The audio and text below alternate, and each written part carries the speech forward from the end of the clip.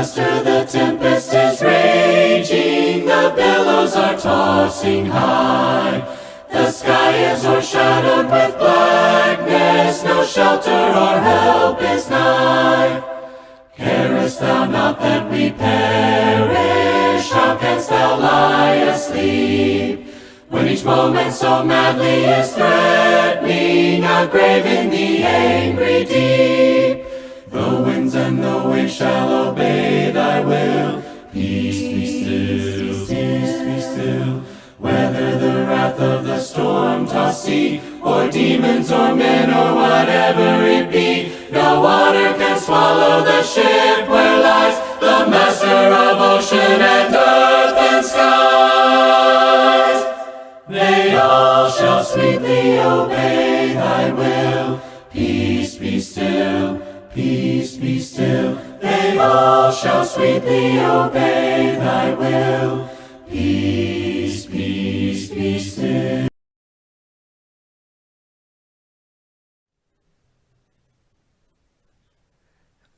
Dear viewers, and should I call listeners, we are so privileged once again to have come with another version of presentation, but my face is familiar to most of you who are watching us. My name is Vivian Aishaki once again. That is it. Name doesn't change, and I would wish to welcome each and everyone on the board.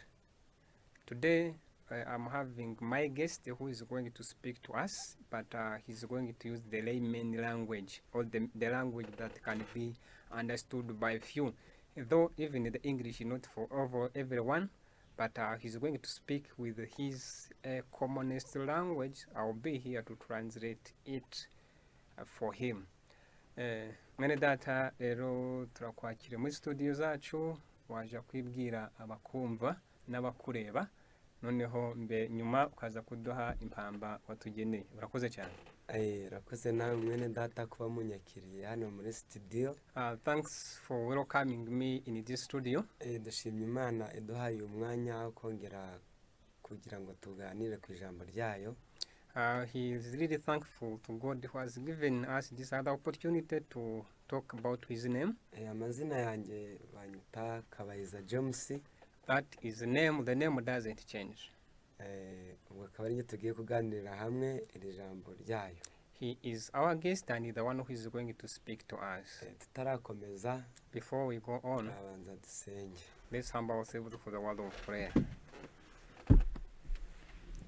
Shimwe data udukunda. Thank you, our Father who loves us, uburinzi bwawe udahwema kutugirira, because of your unending protection. waduhaye amahoro turacyari bazima, izina ryawe rihabwe icyubahiro. You have given us peace, we are still alive, let your name be glorified. Kuganira ku ijambo ryawe urisiga umunyu. We are going to talk about your word, let be salted.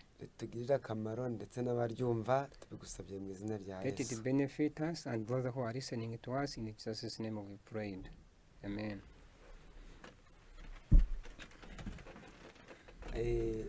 Tukomeje kubasuhuza ngo Imana ibahe umugisha. We still greet you that may God bless you. Katuganire ijambo ritari bube rirerire rivuga ngo we are going to have the word that seem not to be long, and the title of it is that tubwira ngo ntugapfe kwizera, that you don't simply believe. Dufite itegeko tugenderaho ibyo tuzizera ibyari byo. We have the guideline or regulation of what we should believe in. Ibi twizera, what we believe in, twabihawe n'Imana. God himself is the one who gave it to us. Buri wese akwiye kubyizera nk'uko Imana ibishaka. And it means everyone has to believe in it as God has directed, or God wants. Mu gitabo cy'Abefeso, book is Ephesians, igice cya 5 ku murongo waho wa mbere. Chapter is 5 from verse 1. Aranditse ngo nuko mwigana Imana nk'abana bakundwa, that you also be in doing as the child of God. Iyo bavuga kwigana, they say that you copy God as the beloved children. Gukora igisa n'icy'uru kwigana. If they say that you copy It means you are what you do is identical to what you are copying. urabizi neza iyo umuntu agiye ku ishuri You well know that if someone goes to school, uwo bita umunyabwenge ni uwiganye neza ibyo yanyuzemo yiga. the knowledgeable person is that very person who really does what he or she got from school. ushobora kwiga You may study ugakora n'ikizamini and you do exam, ariko ugatsindwa ntuhembwe kandi waragikoze. but at the end of it all you fail. You may study, you sit for an exam, but unfortunately you fail that very exam, yet you sat for it. bakakwita umuswa They may call you a stupid or a fool, kandi wakoze. but yet even you attended an exam.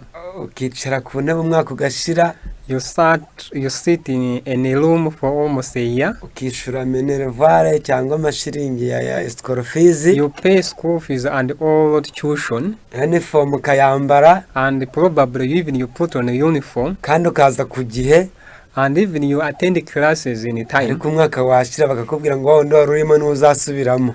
But unfortunately, part of it is that after when instead of being promoted, they demote you to the class you have been.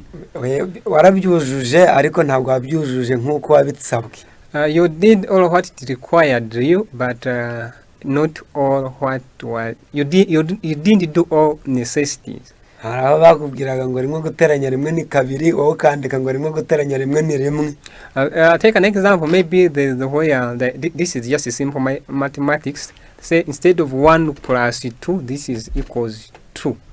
1 plus 1, it is equal to, but for you even you put 1 still. So it means you have failed that. ubwo ntabwo wahembwe. So it means you cannot get to the Baroma reward. We go read in a book. kira hagati y'amashami ugasangira nayo amakakama y'igishitsi cyayarayo, ntukirarire ngo ugaye ayo mashami. niba wirarira uyagaya, wibuke yuko atari igishitsi kimeze kuri wowe, ahubwo ni wowe umeze ku gishitsi. We are reading from verse 17. A book is Romans chapter 11. It reads, "And if some of the branches be broken off, and though being a wild olive tree, were grafted in among them, and with them partakest of the roots and fatness of the olive tree, boast not against the branches. But if thou boast, thou bearest not the root, but the root thee. Thou wilt say then, branches were broken off, that I might be grafted in." turasoma undi murongo umwe hepfo. We again read another ahari verse. wavuga uti amashami yahanyuwe kugira ngo nterweho, niko ko kutizera niko kwayahanyuje, none nawe kwizera niko kuguteyeho, ntukibone ahubwo utinye. Verse is 20. It says, "Well, because of unbelief they were broken off, and thou standest by faith, be not high-minded, but fear." hari igitumye aya mashami ahanyurwa. There is a reason why these branches were broken off. Nubwo yigeze abaho, Though the branches were once on the parent tree, yabayeho ahanyurwa kubera kutizera. the branches were taken off or were plucked off because of unbelief. Ibyo yari yarahawe kuzuza yanje kubyuzuza. So literally I mean that they did not fulfill what they are supposed to fulfill. Nuko Imana iragaya irayahanyura. And God got displeased and taken them off, or took them off. Iguhamagarira nawe kuzuza bya binde bande bishe. And therefore you were called to come and fulfill what other failed. Maze uterwaho nawe. And thereafter you were grafted None bavuze in. ijambo rikomeye rivuze ngo ntukirarire uyagaya. And the word comes in warning, say that don't be high-minded. Hari abakurambere batubanjirije, iyo dusomye ibibi bakoze tujya tubagaya. We have our patriarchs who came before us. When we see their mistakes, we don't recommend them. dutangira nko kuri Kayini ni urugero mbahaye. He's just giving an example of Cain. Imana imubwiye ngo natambe agatamba uko bitari. When God required him to give sacrifice, he did not follow instructions. At the time we come and condemn him. If we go to Noah, they did not heed to the God's instructions, and they were taken off by flood. At the time we condemn them, why didn't they listen so that they may not be taken by flood? If we go back to the Israelites by the time in Egypt, God gave them commandments. He gave them instructions that he would read them. They crossed the Red Sea. But after crossing, then they started murmuring. And they harshly went to Aaron. They told him that you make us a golden cow so that we can go back to Egypt. And thereafter God sent a manu. They would eat that manu. It was a pure bread. Thereafter they said that, oh, we are tired of eating this one meal. If we would be lucky and we get someone to take us back to Egypt, and we go and eat the garlic. But in his view, he's thinking that the manu was of the savor than garlic. If you compare the taste,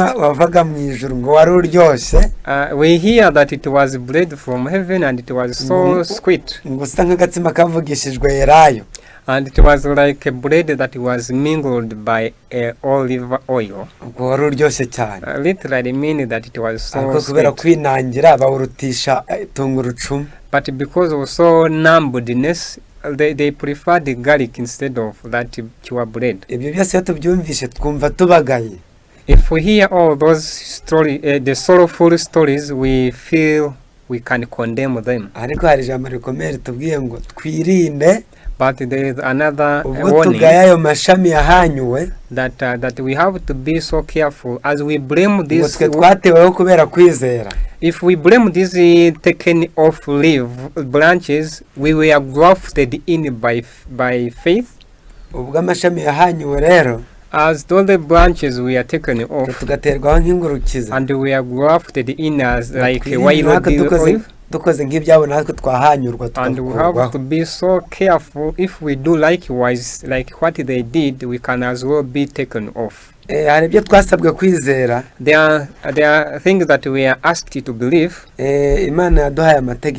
God gave us commandments that these commandments can lead us or we can follow them. And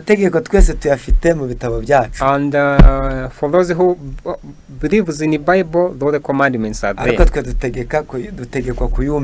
But what we are required of is just to take heed of them. As we shall go to the kingdom of heaven, and any kingdom or any leadership has the rules or the commandments. God is also has given us these commandments so that we can acquaint them with us as long as we are still here on this earth, so that it becomes easy for us when we reach to heaven.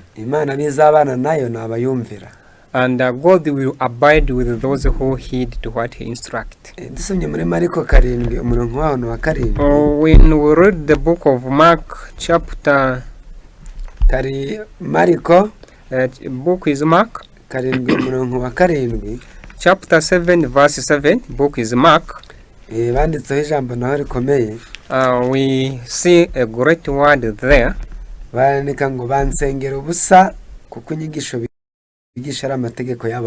The verse 7 says, "How better in vain do they worship me, teaching for the doctrines the commandments of men." The hurtful thing in this statement nukuba wakoze maze ukabwirwa ngo wakoze ubusa. Is that you have worked but thereafter you don't be appreciated for what you have done. Biba birutwa nuko utakoze. The better thing is for you not to have done anything. None ijambo rirakomeje ngo bansengera ubusa kuko inyigisho bigisha ari amategeko y'abantu. The statement here said that how built in vain they worship me because they teach the commandments of men. Umurongo wa 8. The verse 8. Itegeko ry'Imana murirekera kugira ngo mukomeze imigenzo y'abantu. The verse 8 says, for laying aside the commandment of God, you hold the tradition of men. Ntago barireka ngo bicare. They don't put a God's law aside and maybe sit idle. Iyo abantu bamaze kureka amategeko y'Imana ntago bicara ubusa. When the people have laid aside the commandments of God, they don't sit in idle space. Ahubwo babireka hari impamvu. They put the God's law maybe when they have got a Impamvu substitute. ituma bareka amategeko y'Imana. The reason why they put God's law aside, ngo nukugira ngo bakomeze amategeko y'abantu. it's that they can replace God's commandments with the traditions of men. Murumva ko bibabaje. It is really unfruitful, or it is unfortunate. Ndabaha urugero rumwe mu mategeko. Maybe he can just cite Abantu an baretse example kugira ngo bakomeze amategeko yabo. Where people laid aside the God's commandments so that they can replace them with their tradition. Kuva igice cya 20. We read in the book of Exodus chapter is 20. Haranditse ngo.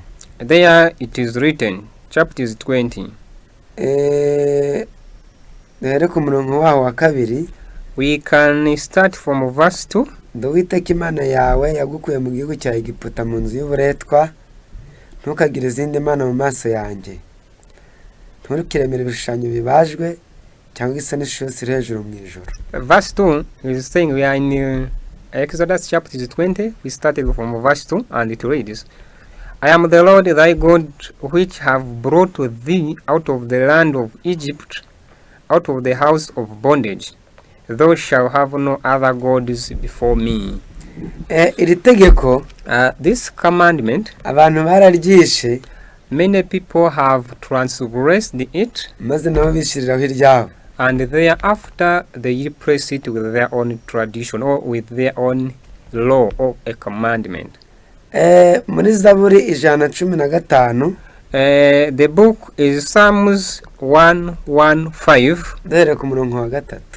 If we start from verse 3, the Psalms is 1:1, then verse is 3. Ariko Imana yacire mu ijuru yakoze ibyo yashatse byose, ibishushanyo babande basenga ni ifeza n'izahabu, umurimo w'intoki z'abantu.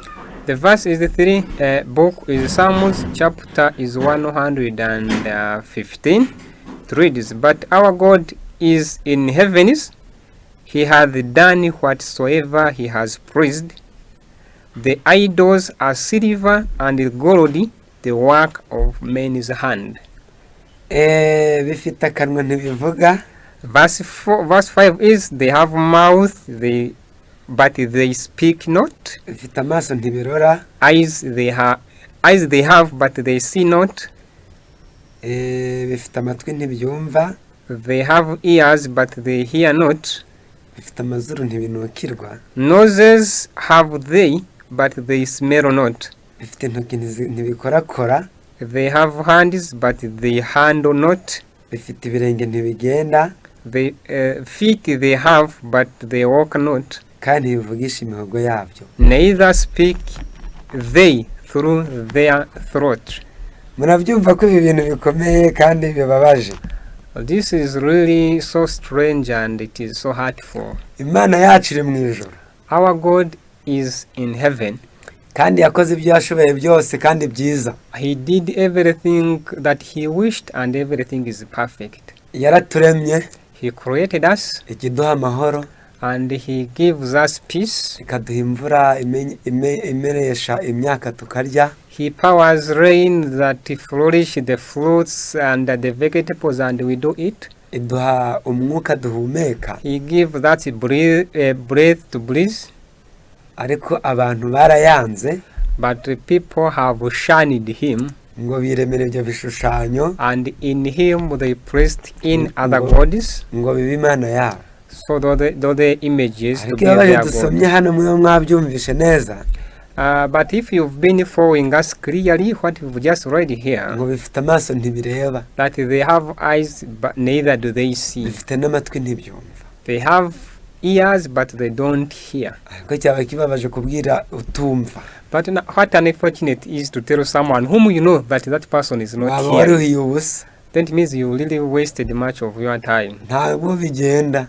It cannot, because that person cannot respond to you because imvura they are not here. irabinyagirira aho biri. When the rain comes, it has to beat them seriously. ntibinanukirwa, wabishyira no muri toyi byagumamo kuko ntabwo binukirwa. And if you press them in the toilet, they can comfortably sit there because they are not smelling anything. ugiye kubyiba ntibyamumenye kuko bitanareba abajura. And if you want, you can come and steal it, because even it cannot say that you are stealing me, because they don't see someone who is coming for them. ubikubise ntibyakumva kuko bidakabakaba. And if you happen to cane or beat them, they cannot complain because they don't feel. urumva ko twahisemo ibibi. Later, I mean that we've really chosen a bad side. rero ntitugapfe kwizera. Later, I mean that we should not simply express our faith kuko or our belief. wizeye uko It means if we simply believe in that way, uzasanga warizeye ubusa. you may find that you have believed in vain. turasoma undi murongo umwe muri cya gice cya kuva. We still go back to the other book of Exodus. We just read there one more verse. 20 umurongo waho wa 8. Chapter is 8, verse is... Sorry, chapter is 20, verse is 8. Wibuke kweza umunsi w'isabato. The verse said that remember the Sabbath day to keep it holy. 6 days shall thou labor and do all thy work. tubwira kwibuka isabato. This commandment that tells us to remember to keep the Sabbath iyo holy. umuntu abwiye ngo wibuke, If someone tells that remember, ibintu byahozeho ariko biri gushaka kwibagirana. it means that thing has been there in time, but maybe it is almost going out of the one's mind. maze ugahura n'umuntu akakubwira ngo ntabwo unyibuka. And maybe someone meets you and say, don't you remember me? muba mwarabanye ariko hashize iminsi myinshi. Literally, I mean that you have been with that very person, but maybe after some long period of time. noneho iyo mwibagiwe, Maybe if you forget the person, ashaka ibimenyetso byatuma umwibuka. the person maybe tries to look some signs that he can remind you so that you can get to understand him better. twabanye aha turi ku mashuri aya ntabwo unyibuka. Maybe the person was your OB or your OG, say, but as if we studied together in this year and this year, don't you really still remember me? maze ukibutswa. Maybe you get reminded. kugeza igihe uri bwibukire. And thereafter you have to remember. aha Uwiteka twibutse iri tegeko. The God here makes us to recall this commandment. akongera akadusubiza inyuma kugira ngo twibuke neza. And but still God takes us back so that we can remember well. muri icyo gitabo cyo kuva 31, In that same book, chapter is 31. 12 haravuga ngo Chapter is 31, verse is 12. Uwiteka abwira Mose ati, kandi ubwira Abisirayeli uti, ntimukabure kuziririza amasabato yanjye, ko ariyo kimenyetso hagati yanjye namwe mu bihe byanyu byose, kugira ngo mumenye yuko ndi Uwiteka ubeza. Verse 12. And the Lord spake unto Moses, saying, Speak thou also unto the children of Israel, saying, Verily my Sabbath you shall keep, for it is a sign between me and you throughout your generation, that you may know that I am the Lord that does sanctify you. Twibukijwe kuko impamvu twibukije tubwira ngo ni ikimenyetso. Here the reason is that this is a sign. Iki kimenyetso kivuze ngo Imana imaze kurema mu minsi 6. And this sign is show that after God had created in the 6 days, umunsi wa 7 yaruhutse imirimo yakoze yose. In it, the 7th day, God rested all he had created. Ubwo iri kutwibutsa ikatubwira ngo muri ukwibagirwa ko ari njye wabaremye. And God is reminding us that you forgot that I'm the one who created you. Wibagiwe ko ari njye waremye inyanja. You forgot that I'm the one who created the sea. Iyo umuntu yumvira uyu munsi w'isabato, if someone would take heed to this day cyangwa iri tegeko ry'isabato, or this commandment of the Sabbath, ubu uri kwibutswa ngo ibuka ko Imana ariyo yaremye inyanja. You are here reminded that God is the one who created the sea. None niba uri gusenga utanibuka ko Imana ariyo yakuremye, urumva utari gusenga usengera ubusa. Now if you do worship but you don't know the one who created you, don't you think that you are worshiping in vain? Iryo teko ratubwiye ngo ni ikimenyetso cy'Imana yuko Imana ari umuremyi. And this commandment is telling us that it reminds us that God is the creator. Wamara kurya umaze guhaga, after you've eaten and you feel satisfied, arangiza ati ntago nshaka no kwibuka ko Imana ariyo yabiremye, and you don't want to remember that God is the one who created what you've eaten. Ubwo iyo wishirye itegeko uvuga ngo Imana nta nubwo nzi ko ariyo yabiremye.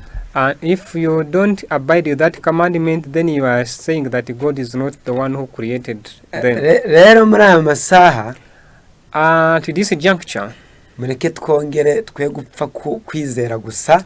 Let not simply believe. Ahubwo twigana Imana nkuko yabigenje.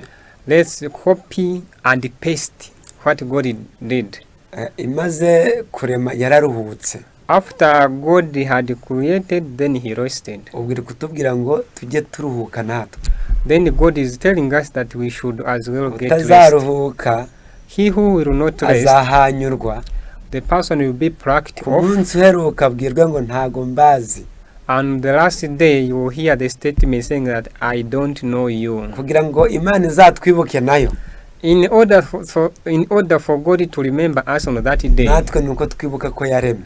We should as well remember him that as our creator. Ngazavuga ngo nuko bagaragu banje beza. And he will say that, oh, and to you, oh my truly servant, ibyo nababwiye mwarabigerageje murabikora. You did all what I commanded you to do. Ngaho ni karibu muza mu bwami bwanjye. You also come and inherit the kingdom. Ariko n'ubwami bufite amategeko. But it is a kingdom that has rules. All the laws. Twizere Imana.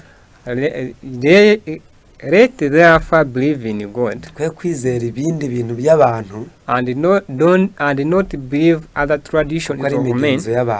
Because they are maxims of men. Dusabe Imana ngo bidushoboze mu izina rya Yesu. Let's all ask all that God enable us in Jesus' name. That is his prayer. Thank you, our dear viewers and listeners who are watching us all over from the universe. We have been having a wondrous presentation about we have just seen a lot of things there, but you have to be extra carefully because the ones who were there before us, they misbehaved and they were plucked off. We were grafted in. So if we didn't also take heed, we may end up facing the same charge. It is our humble prayer, and it is everyone's prayer that may God help us to fulfill what he wants from his word. We may not go far from here. We appreciate your time. Mwene data rero kuko wabikoze ugitangira na n'ubundi wadusengera tugatandukana.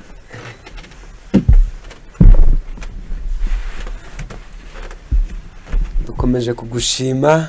We again thank you. Kwabanye natwe muri uyu mwanya tumaze tuganira ku ijambo ryawe. That you have been with us for the time we spent here discussing your word. Satani yamanutse ashaka kutuyobya. The devil, he descended as he wanted us to be astray. Kugira ngo twe kumvira ibyo waduhaye. So that we may not heed to what you instructed us. Ariko ntago dushaka kubigumamo. But we are not willing to stay with him. Abo duha imbaraga yo kumunesha. We request for the courage and the power to overcome him. Ubwo uzagaruka tuzagusanganira twishime. As you come, we will be able to meet you. Ari jambo rikomereze mu mitima yacu. And let this word stick into our hearts. Rizatubera umugisha. So that you become a blessing to us. Tukumvira. So that we can heed unto your instructions. Dukomeze amategeko yawe. And we keep your commandments. Tubigusabye mu izina rya Yesu. We've requested all this in Jesus' name. Amen. Master, the tempest is raging, the billows are tossing high. The The sky is o'ershadowed with blackness, no shelter or help is nigh. Carest thou not that we perish? How canst thou lie asleep, when each moment so madly is threatening a grave in the angry deep? The winds and the waves shall obey thy will. Peace be still, peace be still. Whether the wrath of the storm-tossed sea, or demons or men or whatever it be, no water can swallow the ship where lies the Master of ocean and earth and skies. They all shall sweetly obey thy will. Peace be still, peace be still. They all shall sweetly obey thy will. Peace, peace, be still.